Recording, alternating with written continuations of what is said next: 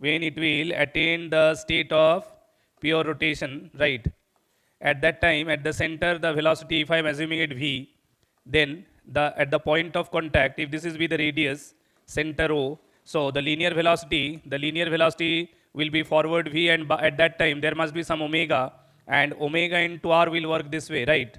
So that if I mark the point of contact of the circular ring, let it be p, then I can say at that point p the net velocity is 0, right? But the question arises, I can write down at the instant of pure rotation, at the instant of pure rotation, at the instant of pure rotation,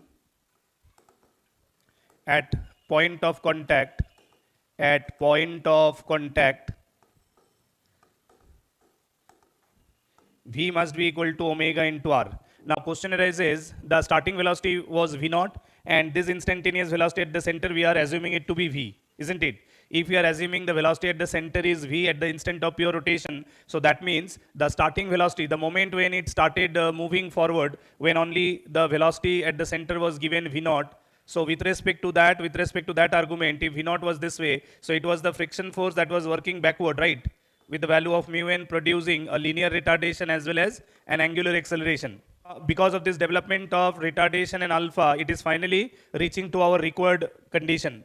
So I can consider the final velocity v, the velocity what we are talking about at the instant of pure rotation, that is definitely v naught minus at, right? It has been reduced because of the acceleration acting backward produced by friction. So I can write down it is v naught minus a will be produced by friction force mu mg divided by m into t.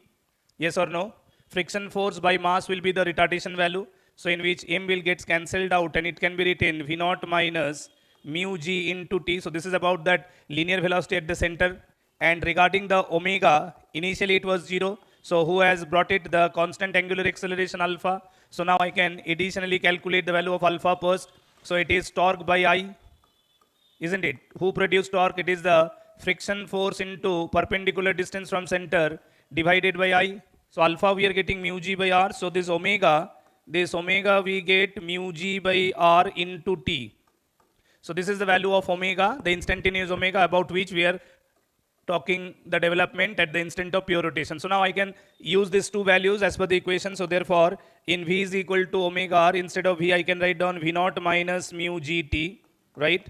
And instead of omega I can write down this value, that is mu gt by r into r, because it was omega into r.